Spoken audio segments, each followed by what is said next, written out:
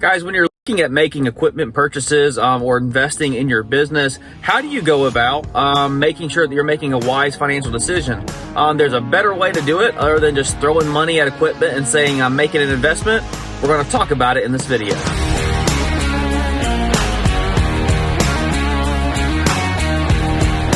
And where this comes from is I had a friend a while back. He was talking about starting his lawn care business, and he was overbuying everything. He was overbuying on his mowers. He was overbuying on his truck. He was overbuying on his trailer. And one of the conversations, that I had with him when he was getting going was, you need to think in terms of return on assets, okay? And in its simplest form, guys, what that means is it's how hard your assets are working in your lawn care business.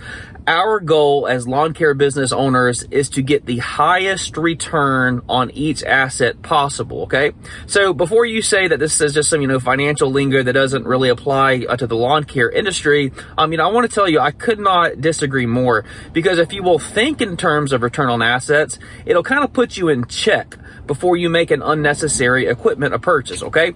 So just a brief overview, return on assets is going to be net income of your lawn care business divided by your total assets, okay?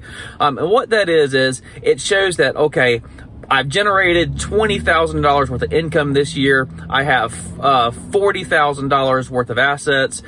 So your return on assets would be 50% in that scenario, okay? So that's just a very, very simple, kind of dumbed down example, but that's the basic formula.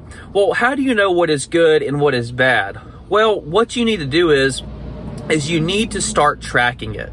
If you're not tracking your return on assets, and again, that is your assets compared to how much income they're generating you. If you're not tracking that, then you don't know what is good and what is bad. I would encourage you to look at your net income from last year, add up all your total assets, and see where you're at on a percentage basis. Okay, that is return on assets.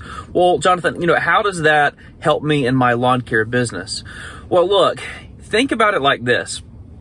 If you were to change that formula to improve your return on assets, what would it take? It would mean reducing the amount of total assets, or it would mean increasing the net income, okay? One of those two factors has to change to improve your return on assets. And again, I will go back to our goal as lawn care business owners is to work our assets as hard as possible. You do not need machines laying around, okay? It would be better to have one mower that you're putting 500 hours on every year than it is to have two mowers that you're putting 250 hours each on. And I hope that makes sense, but there's no reason to have extra equipment lying down unless you are getting the maximum production out of that asset. Another example would be renting a piece of equipment versus buying it outright, either through cash or financing. I'm going to do a dedicated video to this subject because I feel so strongly about it. But, if you go out and buy a $12,000 or $15,000 aerator, my question to you is, how does that asset, truly affect, your income? Does it really help that much? Is it an unwise use of cash or financing? Should you have rented that piece of equipment to do those spring aerations or fall aerations? Is there a better use of that money? Okay. The answer might be no. You might say, hey, John, I'm at a point in my business where I feel comfortable taking that on, and that's okay. But what I want to give you something to think about is you need to think in terms of how hard you are going to work this asset. And many times the answer is renting that piece of equipment rather than taking it on your balance sheet and debt, okay?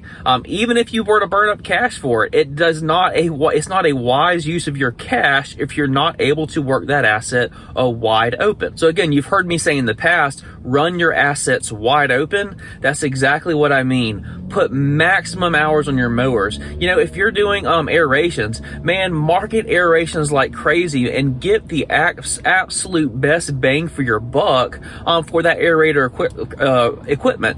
If you're doing sod installations, man, we did sod installations last year, and everything inside me was like, we need a skid steer, we need a skid steer, we need a skid steer.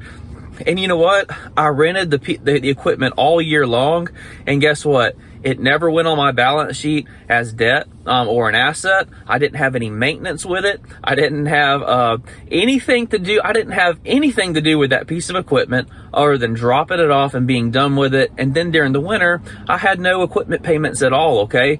It would not have been a good return on assets for me at that time to pick up that piece of equipment, okay?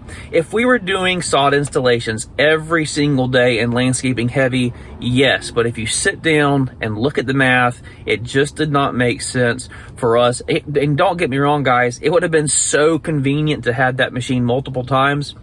But, you know, sometimes you have to use math and take your emotions out of it. Trust me, I want to skid steer, but, you know, the math says it is not a wise financial move for my business.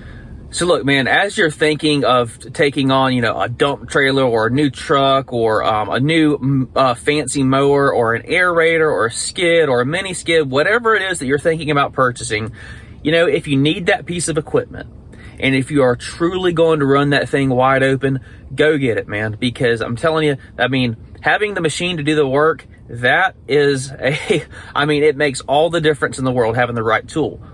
But the thing that I want to leave you with in this video is many times we are buying and purchasing assets that we are not operating at their full production capacity. We got mowers sitting around that aren't being used. In my business right now, I'm at a point where I have a backup 52, a backup 36, a backup trailer. You know, I'm at a point in my business where I'm okay having that, you know. But if I were starting out, no, stay lean, stay mean in the beginning. Lean and mean, guys, get the highest return on your assets. Your bottom line is going to thank you at the end of the year. Good luck. God bless.